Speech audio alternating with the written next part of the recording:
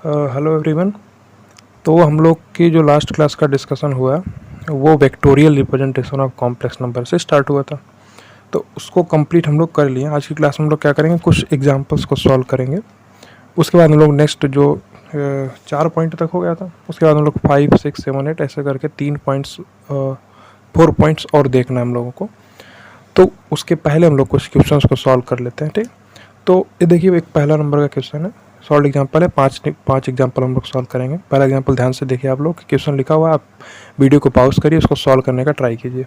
लिखा हुआ Z1 का मॉड्यूलस और Z2 का मॉड्यूलस दोनों ही बराबर है और 2 के बराबर है, और argument of Z1 upon Z2 120 degree है। तो हमको वैल्यू फाइंड आउट करनी है Z1 प्लस Z2 के मॉड्यूलस का। आप वीडियो को पॉज करिए और ट्राई करिए इसको सॉल्व करने का, ठीक है।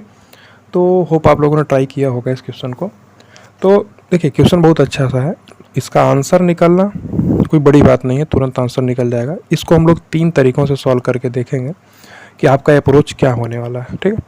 आपका जो अप्रोच है वो आपको डिसाइड करेगा कि आप एग्ज़ाम में कैसे इस क्वेश्चन को अटेंड करने वाले हैं। आपके सामने अगर ये क्वेश्चन एग्ज़ाम में आएगा तो आप कैसे इसको अटेंड करने वाले हैं, ये डिसाइड होगा आप जितने मेथड से सॉल्व करते हैं, ठीक है। एक नॉर्मल मेथड ये हो सकता है। देखिए, पहला मेथड हम लोग देखते हैं, मेथड 1 है। समझिए इसको ध्यान से। आपको Z1 का मॉडुलस दे रखा है, Z2 का मॉडुलस दे रखा है, और Z1 प्लस Z2 का मॉडुलस पूछ रहा है। और एक चीज़ अगर आपको याद हो, लास्ट क्लास का जो डिस्कशन था उसमें हम लोग ये चीज़ निकाले थे लास्ट में कंक्लूजन में, कि जो argument of Z1 upon Z2 होता है, यही हमारा Z1 और Z2 के बीच का एंगल होता है। ये मॉडुलस हम लोग इसलिए लगा दिए हैं कि Z1 से फाई एंगल के बाद Z2 आएगा, या Z2 से फाई एंगल के बाद Z1 आएगा, ये हमको पता नहीं है, इसलिए हम लोग मॉडुलस लगा दिए हैं। ओवरऑल Z1 एंड Z2 के बीच का एंगल फाई होगा, ये हम लोग देख चुके हैं, ठीक है। तो उसी प्रकार से यहाँ भी दिया हुआ है हमारे पास argument of Z1 point Z2। दरअसल में यहाँ पे मॉडुलस नहीं लगा हुआ है, तो हम इतना बोल सकते हैं कि जो Z1 है हमारा, वो क्या बाद में आएगा। इतना पॉइंट आपको समझना चाहिए। पहले Z2 होगा और जस्ट Z1 उसके बाद में होगा, तभी तो 120 डिग्री पॉजिटिव का आ रहा है, ठीक है। जैसे हम लोग यहाँ पे argument of Z1 upon Z लिखे हुए फाई है, और फाई यहाँ पे 120 डिग्री है, ठीक है। और Z1 की जगह पे Z है, और Z2 की जगह पे क्या है, इस Z2 की जगह पे Z है, और Z1 की जगह पे Z1 है ही। तो इनसे रिलेट करके हम चीज़ों को समझ सकते हैं, ठीक है। तो आप इसको एक बार समझने का प्रयास करिए। सिंपल सी बात है। पहला मेथड जो है डायरेक्टली फार्मूले में पुट करके हम लोग सॉल्व कर सकते हैं। सिंपल सा फार्मूला जो होता है हम लोग के पास Z1 प्लस Z2 के मॉडुलस का, इसी की वैल्यू हमसे पूछी जा रही है। इसका फार्मूला एक होता है क्या, Z1 के मॉडुलस का। हम लोग 2 मेथड और देखेंगे जो कि इससे बेस्ट मेथड होंगे। इसमें डायरेक्ट आपको फार्मूले में पुट करना है, इससे भी आंसर आप निकाल सकते हैं। Z2 के मॉडुलस का whole square plus 2 times Z1 का मॉडुलस, Z2 का modulus, cos of theta under root. ये तो होता है Z1 प्लस Z2 का मॉडुलस।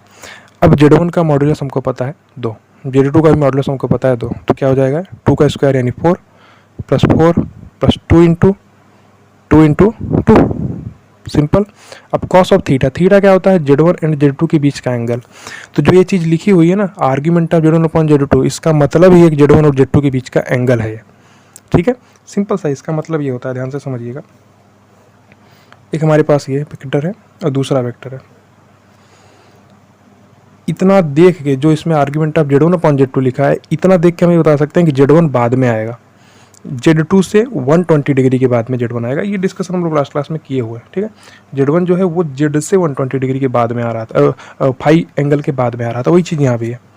तो ये एंगल जो है 120 डिग्री है, और Z1 है, ये Z2 है। इतना हम लोग समझ सकते हैं ना। अब इसमें कोई दिक्कत नहीं, सिंपली आप पुट करिए 2 इंटू 2 इंटू 2, और जो इनके बीच का एंगल है 120 डिग्री है, तो cos of 120 degree. Simple, directly value को पुट कर दिए हम लोग, तो क्या आएगा, 4 प्लस 4 यानी 8 प्लस 2 2 4 2 8। कॉस ऑफ 120 डिग्री क्या हो जाएगा, cos of 90 plus 30, cos of 90 degree plus 30 degree, ये तो होगा। कॉस ऑफ 90 प्लस थीटा क्या होता है, माइनस का साइन थीटा, सिंपल। तो 8 प्लस 8 इंटू माइनस का साइन 30 डिग्री। इसमें कोई दिक्कत है क्या आपको, नहीं होना चाहिए। साइन 30 क्या होता है, 1/2, 2 से 8 कटेगा 4, तो 8 माइनस 4 यानी 4, 4 का अंडर रूट यानी 2। तो ये आंसर आ गया, इसमें कोई दिक्कत नहीं, हमारा आंसर हो गया। ये पहला अप्रोच था हम लोग का ना। तो पहला अप्रोच बिल्कुल नॉर्मल सा अप्रोच है। इसमें हम लोग क्या किए, डायरेक्टली फार्मूला में पुट कर दिए। हम लोग को Z1 प्लस Z2 का मॉडुलस पूछा गया था, डायरेक्टली हम लोग को Z1 प्लस Z2 का मॉडुलस का एक फार्मूला होता है, उसी में हम लोग पुट कर दिए। तो आप लोगों ने में से ज़्यादातर लोगों ने यही तरीका अपनाया होगा, जिसको ये फार्मूला पता होगा डायरेक्टली सॉल्व कर लिया होगा। अब हम लोग और 2 अप्रोच देखने वाले हैं कि उन 2 अप्रोच में से वो दोनों अप्रोच अच्छी मानी जाएंगी, क्योंकि इसमें तो आप फार्मूले में डायरेक्ट पुट कर रहे हैं, कुछ सोच तो रहे नहीं है। और जो 2 अप्रोच है उनमें आपको सोचना पड़ेगा ना, उसमें जब सोचेंगे आप तब कुछ नई चीज़ें निकल के सामने आएंगी। देखिए दूसरा मेथड हम देखते हैं आपको, ठीक है।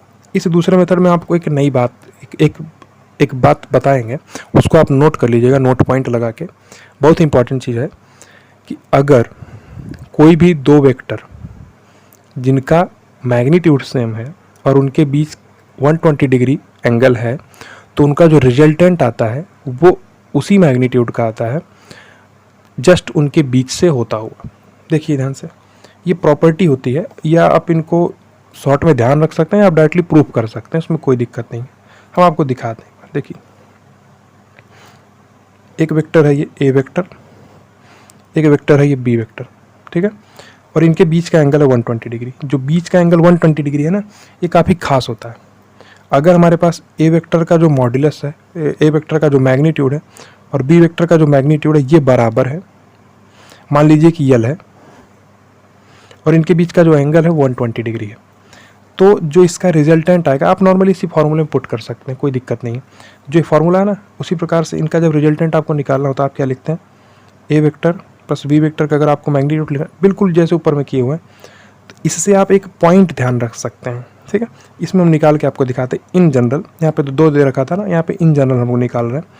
यल स्क्वायर हो जाएगा, यानी कि ए वेक्टर के मैग्नीट्यूड का स्क्वायर यानी L square, plus B vector के मैग्नीट्यूड का स्क्वायर यानी कि L square, plus 2 into L into L, यही तो होगा, इंटू कॉस ऑफ 120 डिग्री। इसमें कोई दिक्कत है, ठीक है, नहीं होना चाहिए। अब तो ये हो जाएगा 2l square plus 2l square into cos of 120 degree, क्या होगा, कॉस ऑफ 90 प्लस 30, यानी माइनस का साइन 30, ये क्या है, माइनस का 1/2 है, कोई दिक्कत नहीं। माइनस का 1/2 यानी 2 से 2 कैंसिल आउट हो जाएगा, 2l square minus l square यानी l स्क्वायर अंडर रूट यानी यल। तो जो ए वेक्टर प्लस बी वेक्टर का जो मैग्नीट्यूड आ रहा है ये भी यल ही आ रहा है। अब आपको पता होगा कि अगर 2 वेक्टर किसी एक पैरेललोग्राम की साइड को रिप्रेजेंट करते हैं तो उनका जो समेशन आता है वो उस पैरेललोग्राम का डायगोनल रिप्रेजेंट करता है। इस चीज़ को आप पता होगा ना। देखिए ध्यान से कि अगर ए वेक्टर ये है, बी वेक्टर ये है, तो इनका जो समेशन होता है वो जस्ट इनके बीच से ही आता है, ठीक है। ये हमारा ए वेक्टर प्लस बी वेक्टर है, ये ए वेक्टर प्लस बी वेक्टर है, इसमें कोई दिक्कत नहीं है। तो वही सिचुएशन है कि आपको एक पॉइंट यहाँ पे नोट कर लेना है। अब हम बोल रहे हैं, आप ध्यान से उसको लिखते चले जाइए कि अगर 2 वेक्टर का मैग्नीट्यूड सेम है और उनके बीच का एंगल 120 डिग्री है, तो इनके रिजल्टेंट का जो मैग्नीट्यूड होगा वो उन्हीं दोनों वेक्टर के मैग्नीट्यूड के बराबर आएगा। सिंपल सा, मान लीजिए इसका यूनिट ये 5 लेंथ का था, ये भी 5 लेंथ का था, और इनके बीच का 120 डिग्री एंगल है, तो जो इसके जो इनके दोनों वेक्टर के एडिशन का जो मैग्नीट्यूड आएगा वो भी 5 ही आएगा, और जस्ट इनके बीच से जाएगा। और 60 मतलब यहाँ से अगर आप देखेंगे तो वेक्टर से भी 60 डिग्री एंगल पे, बी वेक्टर से भी 60 डिग्री एंगल पे सिचुएशन है। इतना पॉइंट आपको क्लियरली समझ में आएगी नहीं है, पक्का, डन। आगे चले हम लोग, तो इसी का यूज करके आप समझ सकते हैं। देखिए दरअसल में जो क्वेश्चन बना है ना, ये मेथड 2 के हिसाब से जल्दी से सॉल्व हो जाएगा। अगर एग्जाम हॉल में आप बैठे हैं, अगर मेथड 2 आपको तुरंत क्लिक करेगा ना, तो आपको इतना लिखना नहीं पड़ेगा। आपको ये चीज़ पता है कि अगर 2 वेक्टर है हमारे पास, जैसे वेक्टर वैसे कॉम्प्लेक्स नंबर, और उनके बीच का एंगल अगर 120 डिग्री है और उनका मैग्नीट्यूड भी सेम ही है, 2 शर्त है, 2 वेक्टर का मैग्नीट्यूड सेम होना चाहिए और उनके बीच का एंगल 120 डिग्री होना चाहिए। तो क्या निकल के आएगा, उनके जो एडिशन का जो मैग्नीट्यूड आएगा वो उन्हीं वेक्टर के मैग्नीट्यूड के बराबर आएगा, ठीक है। तो ये हम लोग प्रूफ कर लिए हैं, ये प्रूफ आप आसानी से कर सकते हैं। तो ये पॉइंट जो हम बोले इसको आप लिख लीजिएगा अपनी लैंग्वेज में। उसके बाद इस क्वेश्चन को ध्यान से देखिए, ध्यान से देखिए इसको ओरली कैसे सॉल्व कर सकते हैं हम लोग। Argument of Z1 upon Z2 का मतलब क्या है, Z1 एंड Z2 के बीच का एंगल। इसमें तो कोई दिक्कत आपको होना नहीं चाहिए। अगर argument of Z1 upon Z1 और Z2 के बीच का एंगल है तो मतलब 120 डिग्री है, और Z1 और Z2 का मॉडुलस भी सेम है। मॉडुलस या मैग्नीट्यूड, वेक्टर का मैग्नीट्यूड देखते हैं, वैसे कॉम्प्लेक्स नंबर का मॉडुलस देखते हैं। तो इसका मॉडुलस सेम है और इनके बीच का एंगल 120 डिग्री है, तो इनके जो रिजल्टेंट आने वाला है, इसका रिजल्टेंट Z1 प्लस Z2, इसका भी मॉड्यूलस 2 ही आएगा। ओरली सॉल्व कर सकते हैं हम लोग ना, तो नॉर्मली आप इसको सॉल्व कर लीजिएगा, इसमें कोई दिक्कत नहीं है। पहला मेथड आपको डायरेक्टली समझ में आना चाहिए कि हम फॉर्मूले में पुट कर दिए, कुछ सोचे नहीं है। सेकंड मेथड में एक्चुअल में जो फर्स्ट मेथड और सेकंड मेथड का ही व्युत्पन्न मान सकते हो, इसी मेथड से ही निकला हुआ मान सकते हो। लेकिन सेकंड मेथड को आप देखिए, इससे जो रिजल्ट निकल के आ रहा है ये इंपॉर्टेंट रिजल्ट है, ये आपको ध्यान रखना है, इसलिए हम इसको बार बार रिपीट कर रहे हैं। अगर कोई दो वेक्टर हैं, उनका मैग्नीट्यूड सेम है और उनके बीच एंगल 120 डिग्री है, तो उनके जो रिजल्टेंट का मैग्नीट्यूड होगा वो उन्हीं वेक्टर के मैग्नीट्यूड के बराबर आएगा। ये इंपॉर्टेंट पॉइंट है, ये आपको ध्यान रखना है। ये हम लोग प्रूफ भी कर लिए, तो अगर ये आपको पता है तो डायरेक्टली आप आंसर लिख सकते हैं, डायरेक्टली आप आंसर लिख लेंगे, जो कि Z1 और Z2 के बीच का एंगल आप पता है और उन दोनों का मैग्नीट्यूड भी पता है, तो डायरेक्टली आप आंसर लिख लेंगे। एक थर्ड मेथड हम देखते हैं। थर्ड मेथड हो जाएगा जो हम लोग लास्ट क्लास में पढ़े हुए हैं। लास्ट क्लास में हम लोग ये टॉपिक पढ़े, ये फोर्थ वाला पॉइंट। ये फोर्थ पॉइंट काफ़ी इंपॉर्टेंट पॉइंट है अपने हिसाब से, इसको आप 3 4 5 स्टार लगा लीजिएगा, ये इंपॉर्टेंट पॉइंट है। इसका भी यूज़ करके आप क्वेश्चन सॉल्व कर सकते हैं। हम लोग आगे कई सारे क्वेश्चन देखने वाले हैं जो कि डायरेक्टली इसी से ही सॉल्व हो जाएंगे और जल्दी से सॉल्व हो जाएंगे, ठीक है। तो हम लोग थर्ड मेथड में इसी वाली अप्रोच को देखते हैं। ये दोनों अप्रोच आपको समझ में आना चाहिए, इसमें कहीं भी किसी भी चीज़ का दिक्कत नहीं होना चाहिए आपको। कोई दिक्कत है क्या इसमें? नहीं होना चाहिए। अब आगे चलते हैं, देखिए मेथड नंबर 3।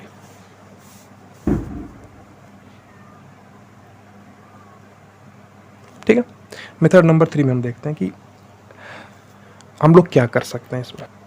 तो क्वेश्चन में आपको एक चीज़ दिया हुआ है कि जो आर्ग्यूमेंट है Z1 अपॉन Z2 का, ये हमको क्या दे रखा है 120 डिग्री। तो ये अपने आप में बहुत इंपॉर्टेंट चीज़ है कि इसका मतलब है Z1 और Z2 के बीच का एंगल 120 डिग्री है। आप इसको एक और नज़रिए से देख सकते हैं, क्या argument of Z1 minus argument of Z2, ये 120 डिग्री के बराबर है। मतलब Z1 का आर्ग्यूमेंट लिखिए और Z2 का आर्ग्यूमेंट लिखिए, दोनों को सब्ट्रैक्ट करने आपको 120 डिग्री मिलेगा। तो इस चीज़ को हम एक बार इस कॉम्प्लेक्स प्लेन में देखना चाहते हैं। ध्यान से देखिए, ये कॉम्प्लेक्स प्लेन है, ये रियल एक्सिस है और ये इमेजनरी एक्सिस है, ठीक है। आपके पास Z1 एक कॉम्प्लेक्स नंबर है और Z2 दूसरा कॉम्प्लेक्स नंबर है। अब इसको देख के आप ये डिसाइड कर सकते हैं कि Z1 बाद में आएगा। ध्यान से समझिए, ये Z2 है और ये Z1 है। क्योंकि Z1 का आर्ग्यूमेंट ज़्यादा है, तभी तो Z1 के आर्ग्यूमेंट में Z2 का आर्ग्यूमेंट घटाने पे 120 डिग्री मिल रहा है। हम लोग रफली डायग्राम बना रहे हैं, हम लोग कभी ये पता नहीं Z1 Z2 कहाँ पे है, कोई आइडिया नहीं हम लोग को। Z1 कहीं भी हो सकता है, Z2 कहीं भी हो सकता है। हम लोग इन जनरल सोच रहे हैं क्या कि जैसे ये लास्ट क्लास का डिस्कशन अगर आपको ध्यान हो तो देखिए, Z हमको एक कॉम्प्लेक्स नंबर पता था, इससे फाई एंगल के बाद हम लोग एक दूसरा कॉम्प्लेक्स नंबर कैसे लिखते थे। ये लिखने का जो तरीका है ना, ये डायरेक्टली आप यहाँ पे यूज कर सकते हैं। जहाँ पे फाई क्या था, इनके बीच का एंगल था, और जो फाई है यही आर्ग्यूमेंट है Z1 अपॉन Z2 का, यही चीज़ है। यहाँ पे Z1 अपॉन Z2 का आर्ग्यूमेंट हमको दे रखा है 120 डिग्री, यही फाई है। तो नॉर्मली इसी स्टेटमेंट को देख के हम ये डिसाइड कर सकते हैं कि Z1 पहले आएगा कि Z2 पहले आएगा। हो कहीं भी सकता है, Z2 किसी क्वाड्रेंट में हो सकता है, Z1 भी किसी क्वाड्रेंट में हो सकता है, लेकिन हम लोग इन जनरल ये सोच सकते हैं कि पहले Z2 आएगा उसके बाद Z1 आएगा, तभी ना तो argument of Z1 upon Z2 120 degree है। इसमें कोई दिक्कत आपको होना नहीं चाहिए, ये हम लोग इन जनरल सोचते हुए चल रहे हैं। इसके बीच का एंगल क्या है 120 डिग्री, इसमें कोई दिक्कत नहीं है। अब आप Z1 को डायरेक्टली Z2 की टर्म में लिखने का प्रयास करिए। देखिए Z1 अपॉन Z1 का मॉडुलस, ये किसके बराबर आएगा Z2 अपॉन Z2 के मॉडुलस के e की पावर आयोटा 120 डिग्री। इसमें कोई दिक्कत आपको होना ही नहीं चाहिए। ये चीज़ समझ में आएगी नहीं, जो हम लोग ये पढ़ चुके हैं उसका एप्लीकेशन हम देख रहे हैं कि अगर Z कॉम्प्लेक्स नंबर पता है हमको, तो उससे फाई एंगल के बाद एक Z1 कॉम्प्लेक्स नंबर कैसे हम लोग लिखते हैं, ये इस प्रकार से हम लोग लिख सकते हैं। उसी प्रकार से यहाँ भी है, मान लीजिए कि Z1 जो Z2 कॉम्प्लेक्स नंबर हमको पता है, तो इस Z2 से फाई एंगल या 120 डिग्री एंगल के बाद जो Z1 है उसको हम लोग कैसे रिप्रेजेंट कर सकते हैं, इस प्रकार से लिख सकते हैं। ध्यान से देखिए, Z1 का मॉडुलस क्या है 2 है, और Z2 का भी मॉडुलस 2 है, दोनों कैंसिल आउट हो जाएंगे, तो Z1 क्या आ जाएगा Z2 इंटू e की पावर आयोटा 120 डिग्री, यानी कि cos of 120 degree plus iota sine 120 degree, cos of 120 degree plus iota sine 120 degree. इसमें कोई दिक्कत नहीं। तो जो Z1 है क्या आ जाएगा Z2 into cos of 120 degree, मतलब माइनस का 1/2, plus iota sine of 120 degree मतलब √3/2, कोई दिक्कत नहीं। साइन 90 प्लस 30 यानी कि cos 30 मतलब कि √3/2। तो Z1 की वैल्यू आ गई। अब हम लोग को निकालना क्या, ध्यान से समझिए, हम लोग को निकालना है Z1 प्लस Z2 का मॉड्यूलस। तो सिंपली Z1 की जगह पे आप Z2 इंटू ये पुट कर सकते हैं और प्लस में Z2 आप ऐड करेंगे तो आपको क्या मिल जाएगा, Z2 इंटू माइनस का 1/2 प्लस आयोटा √3/2 प्लस Z2, कोई दिक्कत नहीं। हम लोग Z1 की जगह पे ये वाला पूरा एक्सप्रेशन पुट कर दिए। अब इसको देखिए, Z2 कॉमन निकालिए तो क्या आ जाएगा, माइनस का 1/2 plus iota √3/2 plus 1। Z2 common निकालिए हम लोग। अब इसका मैग्नीट्यूड लिखना, हमको पता है कि जो Z1 इंटू Z2 का जो मैग्नीट्यूड होता है, सॉरी Z1 और Z2 का जो मॉड्यूलस होता है वो Z1 का मॉड्यूलस इंटू Z2 का मॉड्यूलस होता है। हम लोग देख भी चुके हैं कि Z2 का मॉड्यूलस है इंटू इस पूरे एक्सप्रेशन का मॉड्यूलस, यानी कि देखिए क्या है, 1 माइनस 1/2 यानी 1/2 प्लस आयोटा √3/2, ये चीज़ तो है, और मॉड्यूलस ऑफ 1/2 प्लस आयोटा √3/2, कोई दिक्कत नहीं। और 1/2 प्लस आयोटा √3/2 का मॉड्यूलस क्या होगा, 1/2 का स्क्वायर प्लस √3/2 का होल स्क्वायर का अंडर रूट यानी 1 ही आएगा। और Z2 का मॉड्यूलस क्या है, 2 है। तो ये आंसर हो गया हमारा। ये पॉइंट आपको समझ में आया, कोई दिक्कत नहीं। तो ये अप्रोच आपको देखने में थोड़ा सा लेंदी लग सकता है, लेकिन हम लोग आगे कुछ क्वेश्चन ऐसे सॉल्व करेंगे जो कि डायरेक्टली इसी अप्रोच से आपको तुरंत आंसर दे देंगे, ठीक है। तो ये अप्रोच को आपको इग्नोर नहीं करना। जो शुरू की 2 अप्रोच है वो बेस्ट अप्रोच है, कोई दिक्कत नहीं है, लेकिन ये द बेस्ट अप्रोच है इस पर्टिकुलर क्वेश्चन के लिए, नहीं तो और किसी क्वेश्चन के लिए ये कॉन्सेप्ट अप्लाई कर सकते हैं। ये कॉन्सेप्ट जो है ये गुड कॉन्सेप्ट है, हमारे नज़रिए से गुड कॉन्सेप्ट है। आपको कोई और भले ना बताए गुड कॉन्सेप्ट है, लेकिन हमें ये बता रहे हैं कि good concept. Z2 complex number है, इससे आप 120 डिग्री के बाद Z1 को लिख रहे हैं, तो आप ये तरीका अपना सकते हैं जो हम लोग देख चुके हैं लास्ट क्लास में। जिस कॉम्प्लेक्स नंबर को आप दूसरे कॉम्प्लेक्स नंबर की टर्म में लिखना है, सिंपली उसका अपॉन ये, फिर दूसरे वाले कॉम्प्लेक्स नंबर का Z2 अपॉन उसका मैग्नीट्यूड, उसका मॉड्यूलस इंटू e⁵ जो उनके बीच का एंगल है। तो इसमें कोई दिक्कत आपको होना ही नहीं चाहिए। ये मेथड आपको समझ में आया, ठीक है। तो अगर आपने सुना वीडियो आप पीछे करके फिर से एक बार देखिएगा, आप क्लियरली समझ में आ जाएगा हम लोग किए क्या हैं, ठीक है। तो ये 3 मेथड, तो ये वाला मेथड आप में से कम ही लोग जो इसको एग्जीक्यूट किए होंगे, इससे गए होंगे, लेकिन ये मेथड एक गुड मेथड है। ज़्यादातर लोग, आप लोगों ने यही वाला मेथड आप सॉल्व किए होंगे, कुछ लोग ये भी सॉल्व किए होंगे, लेकिन ये वाला तो बहुत रेयर लोग, हो सकता है कि आप लोग सॉल्व किए हों, बाकी मुश्किल है इसको कोई सॉल्व किया हो, ठीक है। लेकिन ये भी आप कॉपी में नोट करिएगा, ये इंपॉर्टेंट है। इसलिए इंपॉर्टेंट है क्योंकि इसमें नई चीज़ सीखने को मिल रही है, ठीक है। हम लोग कैसे अप्लाई कर रहे हैं, जो हम पढ़ चुके हैं उसको कैसे अप्लाई कर रहे हैं, ये इंपॉर्टेंट है इसमें देखना। हम लोग एक दूसरा क्वेश्चन सॉल्व करते हैं, उसके बाद हम लोग आगे मूव करेंगे। तो देखिए इस क्वेश्चन को आप लोग वीडियो पॉज करिए, इसको सॉल्व करने का ट्राई कीजिए, उसके बाद हम लोग इसका डिस्कशन कंटिन्यू करेंगे, ठीक है। होप आप लोगों ने ट्राई किया होगा इसको सॉल्व करने का। देखिए हम लोग सॉल्व करते हैं इस क्वेश्चन को, हम लोग 2 मेथड से देखेंगे। एक नॉर्मल मेथड यही है कि सिंपल फार्मूले में पुट करिए, आपको आंसर मिल जाएगा, लेकिन जो दूसरा मेथड होता है वो आपको हमेशा कुछ नई चीज़ सिखाता है। जैसे ये अल्टरनेट मेथड था, ये आपको हमेशा एक नई चीज़ सिखाएगा कि हम कोई जगह ऐसा क्वेश्चन हो सकता है कई जगह पे जहाँ पे आप और मेथड लगाने में आपको बहुत ज़्यादा टाइम लग रहा होगा और आपको समझ ना आ रहा हो, तो उस जगह ये मेथड काम आएगा आपके। तो ये मेथड आप ज़रूर से ज़रूर नोट करिएगा, ठीक है। उसी प्रकार से आप यहाँ पे देखिए, पहला मेथड हम देखते हैं, नॉर्मल फार्मूला पुट करने वाला मेथड। आपसे सिंपली 2 चीज़ें दी गई हैं कि Z1 प्लस Z2 का जो मॉड्यूलस है वो Z1 माइनस Z2 के मॉड्यूलस के बराबर है। मॉड्यूलस बोलिए या मॉड्यूलस जो हम लोग वेक्टर की भाषा में बोलते हैं, उसी प्रकार से यहाँ पे हमारा मैग्नीट्यूड जो वेक्टर की भाषा में होता है, वही मॉड्यूलस हमारा कॉम्प्लेक्स नंबर की भाषा में होता है, ठीक है। दोनों डिफरेंस नहीं है, सेम ही चीज़ है। अब हम लोग से पूछा क्या जा रहा है कि Z1 एंड Z2 के बीच का एंगल क्या होगा, इसका मतलब यही होता है। अब समझिए Z1 प्लस Z2 क्या होगा, इसको हमको देखना है, ध्यान से समझिए। हम लोग इसमें कर क्या सकते हैं, ट्राई कीजिए। Z1 प्लस Z2 का मॉड्यूलस का फॉर्मूला आपको पता होगा, Z1 के मॉड्यूलस का स्क्वायर प्लस Z2 के मॉड्यूलस का स्क्वायर प्लस 2 टाइम्स Z1 का मॉड्यूलस Z2 का मॉड्यूलस कॉस ऑफ थीटा। यही जो थीटा है ना, यही हमारा argument of Z1 upon Z2 का मॉड्यूलस है। अब मॉड्यूलस इसलिए लगा रहे हैं क्योंकि Z1 पहले आएगा कि Z2 पहले आएगा ये हमको पता नहीं है, इसलिए हम लोग मॉड्यूलस लगा के इसको फिक्स कर दिए कि इनके बीच का एंगल हम लोग निकालने वाले हैं और वो एक पॉजिटिव एंगल ही होगा, ठीक है। अगर Z1 पहले है Z2 बाद में है, इन सब की वजह से जो एंगल हमारा नेगेटिव आ सकता है। तो इसलिए हम लोग क्या कर लेंगे, इसका मॉडुलस लगा रखें, इसका मॉड लगा रखें। अब इस बार ध्यान से देखिए, Z1 पर Z2 का मॉडुलस का फॉर्मूला आपको पहले से पता, ये चीज़ आप यहाँ भी पुट करी। Z1 माइनस Z2 के मॉडुलस का फॉर्मूला भी आपको पता होगा, इसका अंडर रूट होता है ना, अंडर रूट होता है Z1 के मॉडुलस का स्क्वायर प्लस Z2 के मॉडुलस का स्क्वायर माइनस 2 टाइम्स Z1 का मॉडुलस Z2 का मॉडुलस कॉस ऑफ थीटा, इसका अंडर रूट होता है। सिंपली फार्मूले में हम पुट कर दिए, कोई दिक्कत नहीं, फार्मूला मेथड है। अब दोनों साइड स्क्वायर करा दीजिए, दोनों साइड अगर आप स्क्वायर कराएंगे तो क्या हो जाएगा, Z1 square plus Z2 square, Z1 square plus Z2 square से कैंसिल आउट हो जाएगा। स्क्वायर करा के हमें जूम कर लेने, मान लीजिए स्क्वायर करा लिए दोनों साइड में, तो अंडर रूट हट गया, जस्ट इक्वल आ जाएगा। और Z1 square plus Z2 square, Z1 square plus Z2 square से कैंसिल आउट हो जाएगा, और ये टर्म उधर जाएगी, क्या हो जाएगा 4 times mod Z1 mod Z2 into cos of theta, ये बराबर है 0 के। अब ध्यान से समझिए, अगर 4 Z1 का मॉडुलस Z2 का मॉडुलस कॉस ऑफ थीटा 0 है, तो क्या होगा, कॉस ऑफ थीटा को 0 होना पड़ेगा, क्योंकि मॉडुलस है Z1 का, कुछ ना कुछ तो हमारा मॉडुलस आएगा, Z2 का भी कुछ ना कुछ मॉडुलस आएगा, वो भी पॉजिटिव वैल्यू लेगा, और चाहिए हमको 0, तो क्या होगा, कॉस ऑफ थीटा को होना पड़ेगा 0, तो थीटा क्या हो जाएगा 90 डिग्री। इसका मतलब है कि Z1 और Z2 के बीच का एंगल क्या है, 90 डिग्री है।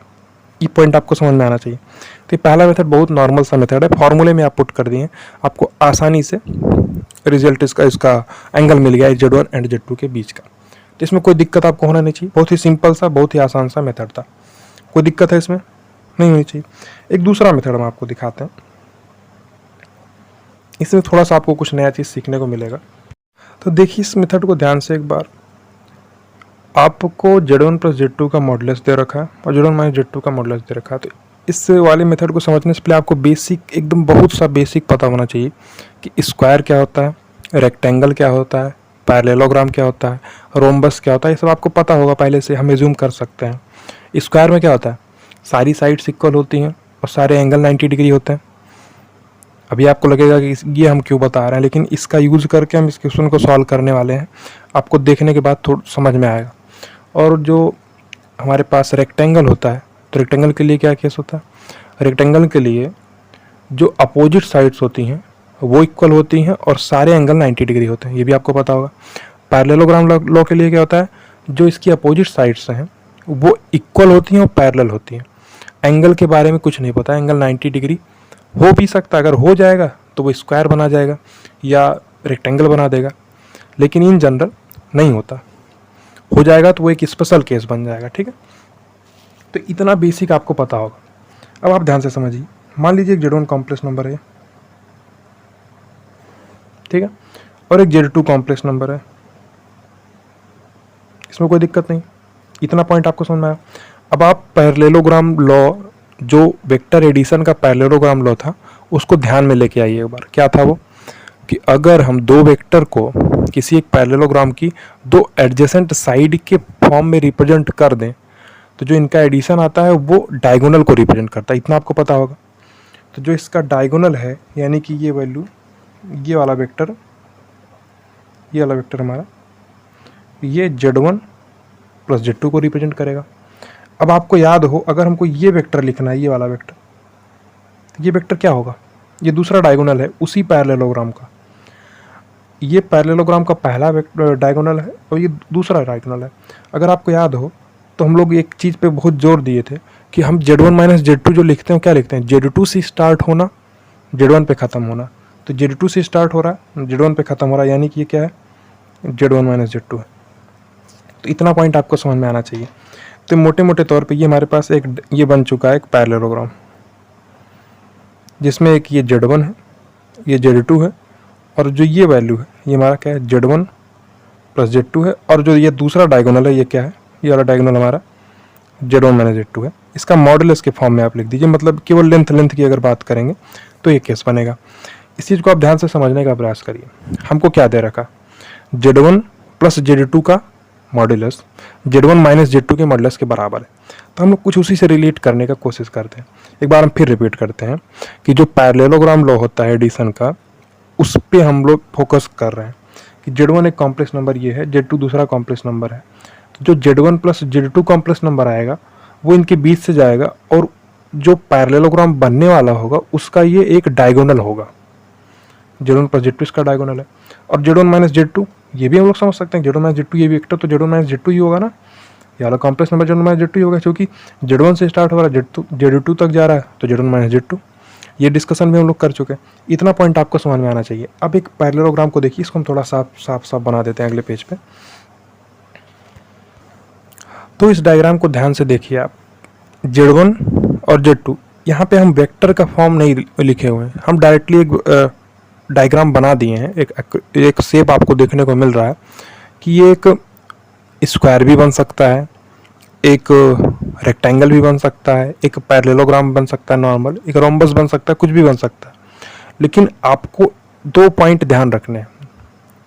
पहला पॉइंट कि अगर एक Z1 कॉम्प्लेक्स नंबर है और Z2 कॉम्प्लेक्स नंबर है, ये दो एडजेसेंट साइड को रिप्रेजेंट कर रहे हैं, तो इनका जो एडिशन आता है वो क्या होता है, उस बनने वाले पैरेललोग्राम का डायगोनल रिप्रेजेंट करता है। ये चीज़ हम लोग देख चुके हैं पहले से।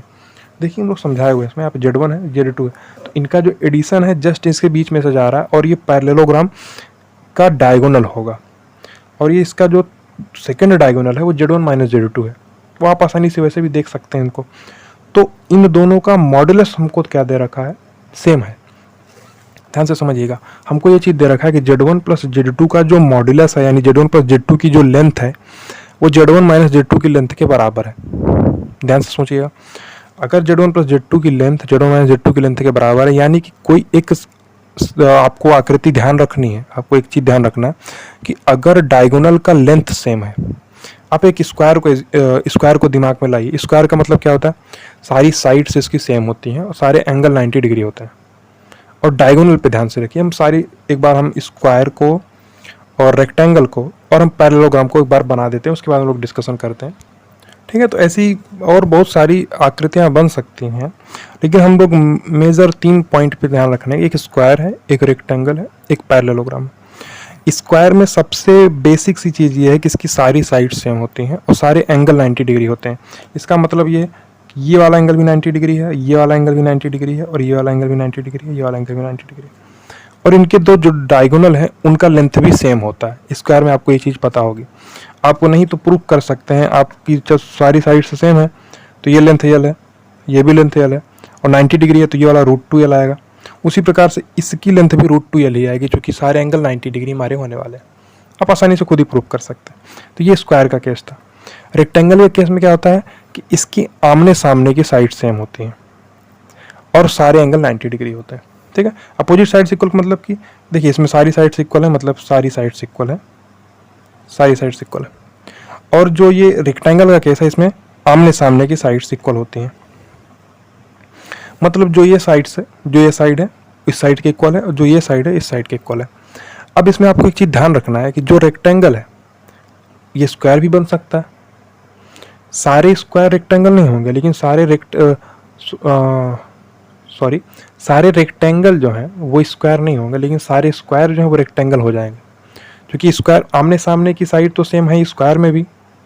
रेक्टेंगल का सबसे बेसिक तो यही ना, आमने सामने की साइड सेम होना, तो आमने सामने की साइड तो स्क्वायर में भी सेम है, कोई दिक्कत नहीं है। उसी प्रकार से एक पैरेललोग्राम होता है। तो पैरेललोग्राम में क्या, इसमें एंगल 90 डिग्री नहीं होता। स्क्वायर में, रेक्टेंगल में, दोनों में एक खास बात है कि इसके सारे एंगल 90 डिग्री होते हैं और इनके जो डायगोनल का लेंथ होता है वो सेम ही होता है। आप आसानी से खुद ही प्रूव कर सकते हैं, कोई ऐसा दिक्कत नहीं है। तो स्क्वायर के केस में भी डायगोनल का लेंथ सेम है, रेक्टेंगल के केस में भी डायगोनल का लेंथ सेम है, लेकिन पैरेललोग्राम के केस में आपका रेक्टेंगल का लेंथ, इसके डायगोनल का लेंथ सेम नहीं होता। क्यों? क्योंकि इसकी आमने सामने की साइड इक्वल है और पैरेलल है, बट इनमें एंगल 90 डिग्री नहीं है। इनमें एंगल 90 डिग्री था तो दोनों डायगोनल सेम आ रहे थे। आप ऐसे भी देख के, लेंथ भी देख के समझ सकते हैं कि ये लेंथ इतनी है और ये इतनी बड़ी लेंथ है, तो ये इक्वल नहीं हो सकते। आप वैसे प्रूफ कर सकते हैं, अगर ये 90 डिग्री था तो ये वाली लेंथ जो है वही लेंथ ये भी आ रही। लेकिन जब हम थोड़ा सा इसी रेक्टेंगल को ध्यान से देखिए, इसी रेक्टेंगल हम थोड़ा सा टिल्ट कर दिए, जब इस रेक्टेंगल थोड़ा सा टिल्ट करोगे आप तो ये वाली लेंथ कम हो जाएगी और ये वाली लेंथ और बढ़ जाएगी। ठीक है, यानी कि एक डायगोनल बड़ा हो गया और दूसरा डायगोनल छोटा हो गया। अब एक बार इन इस पूरे डिस्कशन के बाद इस क्वेश्चन को ध्यान से देखिए। हम लोग को क्या दिया गया, Z1 प्लस Z2 का मॉडुलस किसके बराबर है, Z1 माइनस Z2 के मॉडुलस। इसका मतलब ये है कि एक शेप है हमारे पास, उसमें उसका डायगोनल, दोनों डायगोनल इक्वल हैं। अगर दोनों डायगोनल इक्वल हैं तो हम एक चीज़ तो एकदम कंफर्म बोल सकते हैं कि एंगल 90 डिग्री बनेगा, तभी ना डायगोनल इक्वल है। जैसे कि स्क्वायर की बात करिए आप, स्क्वायर में डायगोनल इक्वल है, तो जो एडजेसेंट साइड है उनके बीच एंगल 90 डिग्री है। रेक्टेंगल में भी एंगल 90 डिग्री है सारे, और रेक्टेंगल में भी डायगोनल का जो लेंथ है, दोनों डायगोनल का लेंथ सेम है, तो इनके एडजेसेंट साइड के बीच का एंगल 90 डिग्री है। तो हम यहाँ से मोटा मोटे तौर पे ये बोल सकते हैं कि जो ये वाली लेंथ है, ये Z1 वेक्टर है और ये Z2 है, तो इनके बीच का एंगल 90 डिग्री होगा, तभी ना जाके जो डायगोनल है वो सेम आएंगे। ये डिस्कशन आपको समझ में आना चाहिए, इसीलिए हम लोग थोड़ा सा यहाँ पे बड़े में डिस्कशन कर लिए। ये बेसिकली आपको लोग को पता होगा पहले से ही, कोई दिक्कत नहीं है इसमें। पैरेललोग्राम में क्या होता है, आमने सामने की साइड समान होती है और पैरेलल भी होती हैं, लेकिन इसमें एंगल पे कोई बाउंडेशन नहीं है, ठीक है। जो देखिए ये सब की डिफिनेशन पे आपको जोर देना है, फिर से हम एक बार रिपीट करते हैं 1 मिनट में। स्क्वायर का मतलब क्या होता है, चारों साइड सेम होती हैं और सारे एंगल 90 डिग्री होते हैं। रेक्टेंगल का मतलब क्या होता है, आमने सामने की साइड सेम होती हैं और सारे एंगल 90 डिग्री होते हैं। पैरेललोग्राम का मतलब होता है कि आमने सामने की साइड इक्वल होती हैं और पैरेलल होती हैं, कोई दिक्कत नहीं। आमने सामने मतलब ये होता है अपोजिट साइड, जैसे ये वाली साइड है तो इसके जस्ट अपोजिट ये साइड है, जैसे ये साइड है तो इसके जस्ट अपोजिट ये साइड है, ठीक है। ये क्वेश्चन आपको समझ में आया होगा हमारे हिसाब से कि ये दोनों डायगोनल का लेंथ सेम है, इसका मतलब है कि दो एडजेसेंट साइड के बीच का एंगल 90 डिग्री होना ही पड़ेगा, या तो स्क्वायर बन रहा होगा या तो रेक्टेंगल बन रहा होगा। हमको इतना डीप इतना भी नहीं पूछा गया, हमको डायरेक्टली पूछा गया कि उनके बीच का एंगल क्या होगा, सिंपली उनके बीच का एंगल 90 डिग्री होगा। ये आप इस डायग्राम से भी समझ सकते हैं, जो डायग्राम वाला अप्रोच होता है ये भी अच्छा अप्रोच माना जाता है, कोई दिक्कत नहीं। ये डिस्कशन थोड़ा बड़ा हम लोग इसलिए कि क्योंकि आप समझ में आए। सॉल्व तो 10 सेकंड में ही हो जाएगा, 5-10 सेकंड लगेगा मैक्सिमम, सॉल्व हो जाएगा, लेकिन उसको समझाने के लिए आपको टाइम देना पड़ेगा, ठीक है। ये समझ में आया आपको, ठीक है। तो इस क्लास को हम लोग यहीं पेंट करते हैं कि 2 क्वेश्चन हम लोग इस क्लास में डिस्कस किए। लेक्चर बहुत ज़्यादा बड़ा ना हो जाए, इसलिए हम लोग 2 पार्ट में इस लेक्चर लेके आएंगे कि उस एग्जाम्पल्स को, तो एग्जाम्पल्स को 2 पार्ट में लेके आएंगे। इसमें 2 क्वेश्चन हम डिस्कस किए हैं, अगली क्लास में भी हम 2 या 3 क्वेश्चन उसमें भी सॉल्व करके इस सॉल्व एग्जाम्पल को निपटा के आगे टॉपिक्स में मूव करेंगे अपने, ठीक है। तो इस क्लास को हम लोग यहीं पेंट करते हैं। Thank you so much.